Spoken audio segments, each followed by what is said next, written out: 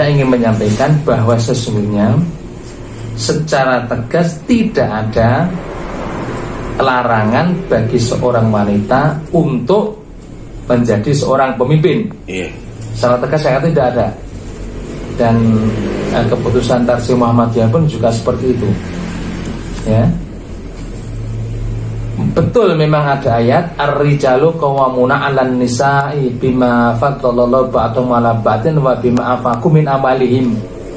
Ya, dalam surat An-Nisa yang merupakan sering yang dijadikan dasar bahwa wanita tidak boleh menjadi pemimpin, itu konteksnya berbeda. Ya, itu masalah apa? Masalah keluarga, masalah rumah tangga. Itu jelas kalau laki-laki itu pemimpin bagi wanita, tetapi apa konteksnya? Dia itu apa? Dia itu punya kelebihan dibanding wanita. Misalnya fisik kita lebih kuat, kita yang bekerja mencari nafkah. Wa bima anfaqu min amal, makanya apa? Kita memberikan nafkah kepada istri kita. Kita pemimpin dalam rumah tangga. Jadi kita harus fair. Ya, yang kami tahu tidak ada larangan tegas untuk wanita menjadi pemimpin. Bahkan dalam ayat yang dikatakan antara laki-laki dan wanita itu kedudukannya sama di hadapan Allah. Ya. Dalam amar ma'ruf nahi munkar bahkan saling tolong menolong. Ya, silahkan kalau memang dia punya kapabilitas, punya kemampuan, bukan menjadi halangan untuk menjadi seorang pemimpin. Betul memang ada hadis Rasulullah pernah bersabda, jika kalian ya la yufliha qaumun wala amrahum imra'atan, hadisnya seperti itu. Tidak akan beruntung bagi suatu kaum yang menyerahkan urusannya kepada wanita. Betul seperti itu, hadisnya seperti itu. Tapi konteksnya juga bukan masalah kepemimpinan. Itu masalahnya apa? Peristiwanya atau asbabun hurufnya ketika itu Raja Persia memberikan kedudukan pada anaknya wanita untuk menjadi raja. Padahal waktu itu memang kondisional, anak raja tersebut memang dalam hal ini lemah. Jadi itu pun dikatakan bukan larangan tegas, hanya la yufliha, ya, tidak beruntung orang-orang yang menyerahkan urusannya kepada wanita. Jadi bukan larangan tegas. Meskipun demikian, kita harus juga perlu pahami dalam Allah memberikan tugas kerasulannya, baik Nabi maupun Rasul itu terdiri dari orang-orang laki-laki. Jadi tidak ada satupun Nabi dan Rasul dari kalangan wanita. Mungkin ya, secara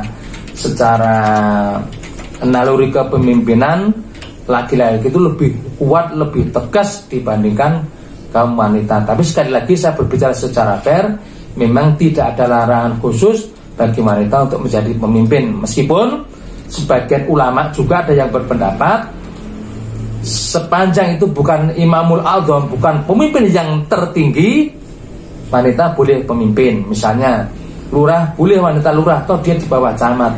Boleh wanita menjadi bupati, atau dia masih di bawah gubernur dan sebagainya. Yang dilarang menurut sebagian ulama kalau wanita menjadi pemimpin tertinggi dalam suatu negara. Itu pendapat kami, Mas Nur dan pendengar yang dirahmati Allah. Ya, terakhir Pak, apa sih mungkin yang akan terjadi dampak misalnya ya, kalau kita memaksakan memilih pemimpin yang bukan kriteria tadi, misalnya rajin sholat, kemudian mau berzakat, dan berani berbuat baik, dan istilahnya menghindari yang munkar, itu yang dilarang itu. Nah, ketika kita memaksakan untuk memilih pemimpin di luar itu, dampak yang mungkin akan dirasakan, apakah kita akan terkena semacam dosa dan sebagainya, karena ayat-ayat Allah kan memerintahkan seperti itu tadi. Nah, kira-kira seperti apa Pak? Ya, pertanyaannya cerdas sekali. Memang ini yang ingin saya tekankan ya. Ingin saya tekankan betul. Selama ini mindset orang-orang kita masih keliru. Ya, seolah-olah mereka yang butuh kita, sebenarnya kitalah yang butuh pemimpin. Sebab pemimpin yang hebat itu, Mas Nur ya, pendengar perlu tahu juga. Bahkan dalam hadis dikatakan, salah satu orang yang akan mendapatkan naungan Allah di hari yang tidak ada naungan kecuali naungan Allah adalah seorang pemimpin yang adil. Berarti luar biasa kedudukannya. Kemudian satu lagi, sampai ada hadis mengatakan yaumun fi sultanin adil khairum min ibadati sitina sana. Satu hari bagi seorang pemimpin yang adil itu lebih baik dari seorang yang beribadah 60 tahun lamanya. Karena apa? Ya karena pemimpin yang hebat itu yang perlu kita punya.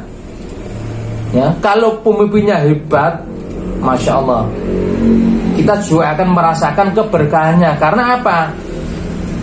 Tidak ada jarak antara pemimpin yang adil dengan Allah. Doanya akan diijabahi oleh Allah.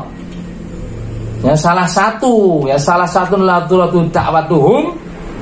Salah satu dari 3 doa yang tidak ditolak oleh Allah adalah doanya apa? Al-imamun adil.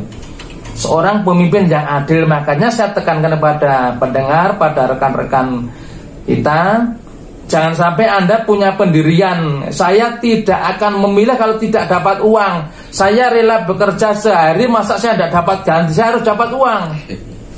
Siapa yang memberi terbanyak, saya pilih. Kadang-kadang semua yang memberi, kita terima semua. Jadi yang kadang-kadang itu justru kerusakan datangnya dari kita. Kita itu butuh pemimpin.